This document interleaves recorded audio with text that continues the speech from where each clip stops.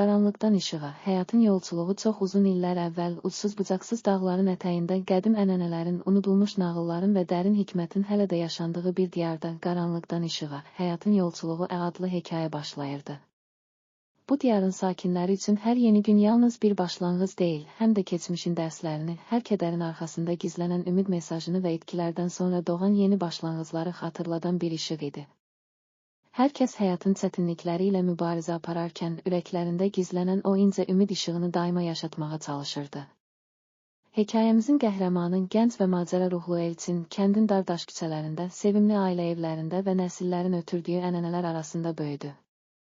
Uşaqlığından bəri nənəsinin ona söylədiyi hər kəsin içində parlayan bir işıq var, o işıq qəlbinin sədasıdır. Onu tapmaq üçün öz hissəsini dinləməlisən sözləri Elçinin ruhuna dərindən işləyib.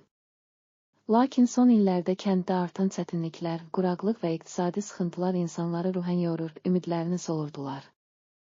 Elçin də bu çətinliklərin ortasında öz içindəki səsi itirməkdən qorxdu, amma qəlbində daima bir ümid, hər qaranlıq gecənin sonunda parlaq bir günəş doğar inancı yanıb söndürürdü.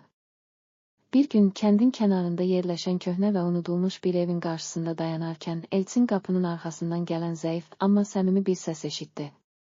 Tərəddüd etmədən qapını açdı və içəri girdikdə onu min illərin xatirələrini, sevinclərlə kədərin, itkilərlə ümidin birləşdirdiyi otaq qarşıladı. Divarlarda köhnə əlyazmalar, şəkillər və nəsillərin öyrətdiyi hikmət dolu sözlər asılmışdı. O otaqda tozlanmış bir dəftər Elçinin diqqətini cəlb etdi. Dəftərin səhifələri saralmış, lakin hər bir sətir sanki qəlbinin dərinliyindən gələn, hər kədərin, hər itkin arxasında doğan ümidin melodiyasını söyləyirdi. O, dəftəri açdı və aşağıdakı sətirlərlə qarşılaşdı. Qəlbin səsini eşit, çünki o, sənin ən dərin sirrini, həyatın əsl mənasını və gələcəyin ümid dolu notlarını daşıyır. Hər kədər, hər itki, bunlar ruhunun qanadlarıdır. Onları qucaqlayıb, hər anı, hər duyğunu yaşa, çünki həyat sənə hər zaman yenidən doğmağın və ümidlə irəliləməyin imkanını verir. Bu sözləri oxuyan Elçinin ruhu sanki uzun müddət qapanan bir qapı açıldı. O, anladı ki, həyatın əsl sirri yalnız maddi uğurlarda, gündəlik işlərdə və keçmişin yadından çıxan anlarda deyil, həm də insanın öz içində, qəlbində gizlənmiş, eşidilən o səsdədir. O andan etibarən Elçin öz hissəsini tapmaq və bu səsi bütün insanlarla bölüşmək arzusu ilə yanmağa başladı.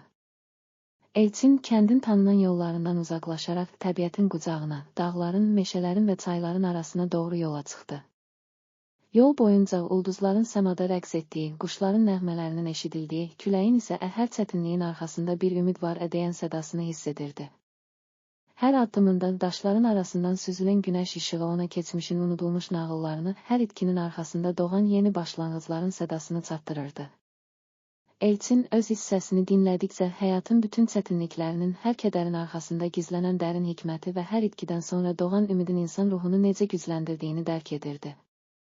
Yolçuluğu zamanı Elçin müxtəlif yerlərdə müxtəlif insanlarla və təbiətin möcüzələri ilə qarşılaşdı. Bir dəfə dağ yollarının birində uzun müddət quru və yorucu torpaq üzərində addımlayarkən, o, sərin bir bulağın kənarında dayanıb, axan suların sədasını dinlədi. Bulağın suyu o qədər şəffaf idi ki, o, öz əksini görərək, hər damla suda min illik nağıllar, hər şırıltıda itkilərdən sonra doğan ümidin sədası var deyə düşündü. Bu səs ona, biz yalnız öz hissəsimizi dinləsək, həyatın ən böyük sirrini, ümid və sevgi sədasını kəşf edə bilərik mesajını çatdırdı. Elçinin səyahəti təkcə təbiətin gözəlliklərini kəşf etməklə kifayətlənmədi, o, həm də müxtəlif kəndlərə, şəhərlərə səyahət edərək, orada yaşayan insanların həyat hekayələrini, ənənələrini və öyrətdikləri dəyərləri öyrəndi. Bir kənddə yaşlı bir qadın ona dedi, əziz oğlum, həyat yalnız qazandıqlarımızla ölçülmür. Hər itki, hər kədər, sənin üçün yeni bir başlanğıc, yeni ümidlər bəxş edər. Biz yalnız ürəyimizin səsini dinləsək, hər çətinliyin arxasında gizlənən dərsi anlaya bilərik.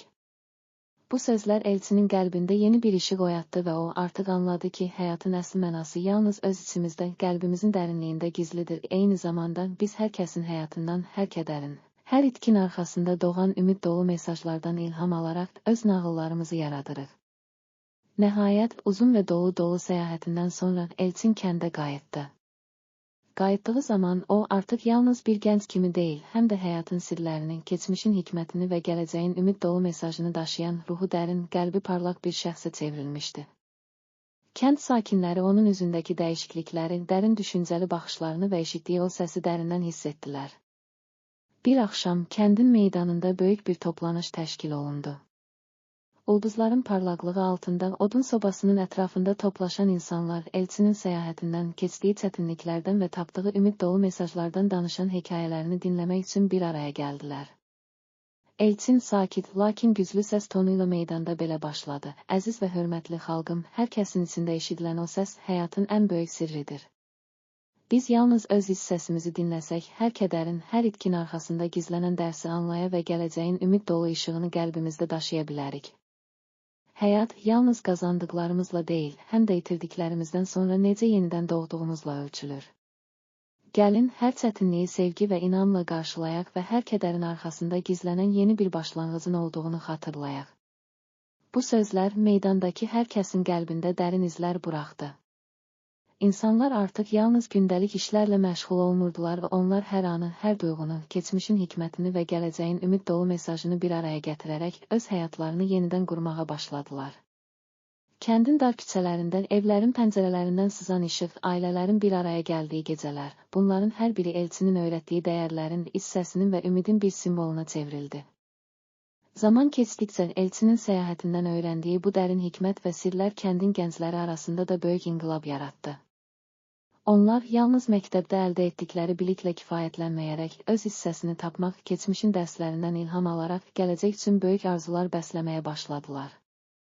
Hər kəs öz içində doğan səsi eşidərək, həyatın hər çətinliyini sevgi və inamla aşdı və hər kədərin arxasında doğan yeni ümidləri yaratdı.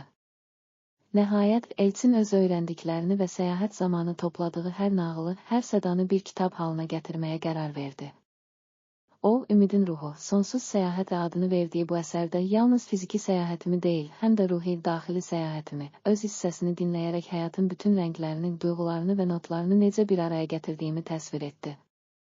Kitabın hər səhifəsində oxuculara həyatın hər çətinliyinin, hər kədərin arxasında doğan ümidin mesajı, hər itkidən sonra doğan yeni başlanğıcın dəyəri vurğulandı. Kitab nəşr olunanda kənddə və ətraf bölgələrdə böyük maraq və sevinc yarandı. İnsanlar kitabın hər bir səhifəsindən öz həyatlarından bir parça tapır, keçmişin hikmətini və gələcəyin ümid dolu işığını hiss edirdilər.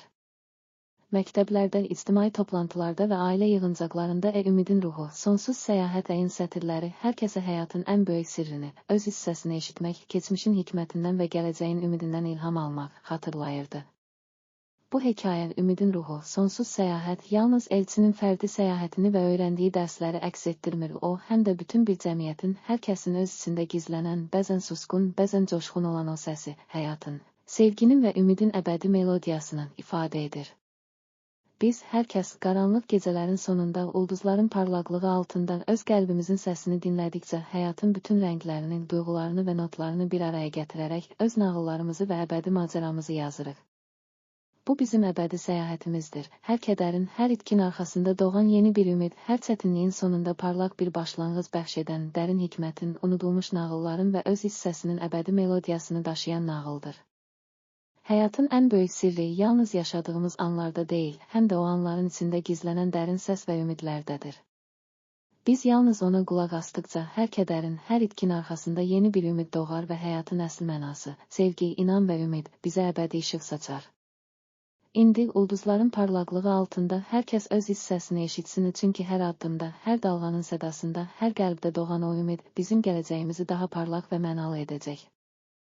Bu, bizim bütün bir cəmiyyətin və hər kəsin öz içində tapdığı, eşitdiyi və inkişaf etdirdiyi o səsi, həyatın, sevginin və ümidin əbədi melodiyasını ifadə edən əbədi macəramızdır. Beləliklə, Ümidin Ruhu, Sonsuz Səyahət adlı bu hekayə hər kəsin öz içində axtardığı, tapdığı və inkişaf etdirdiyi o səsi, həyatın hər çətinliyini aşmaq və hər itkidən sonra yeni ümidlər doğurmaq üçün olan səyahətimizin rəmzidir. Hər kədərin, hər itkin arxasında gizlənən dərs bizə həyatın əsl mənasını öyrədir. Hər ümid dolu an isə bizi daha da parlaq gələcəyə aparır.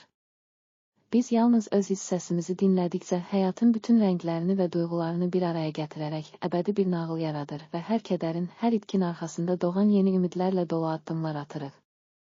Bu bizim, bütün bəşəriyyətin hər kəsin içində gizlənən, bəzən susqun, bəzən coşqun olan o səsi, həyatın, sevginin və ümidin əbədi melodiyasını ifadə edən əbədi macəramızdır. Həyatın ən böyük sirri yalnız göründüyümüz və yaşadığımız şeylərdə deyil, həm də bizim öz içimizdə, qəlbimizin dərinliyində gizlidir. Biz yalnız ona qulaq asdıqca hər kədərin, hər itkin arxasında yeni bir ümid doğar və həyatın əsl mənası, sevgi, inan və ümid bizə əbədi işıq saçar. İndi ulduzların parlaqlığı altında hər kəs öz hissəsini eşitsin, çünki hər addımda, hər dalğanın sədasında, hər qəlbdə doğan o ümid bizim gələcəyimizi daha parlaq və mənalı edəcək.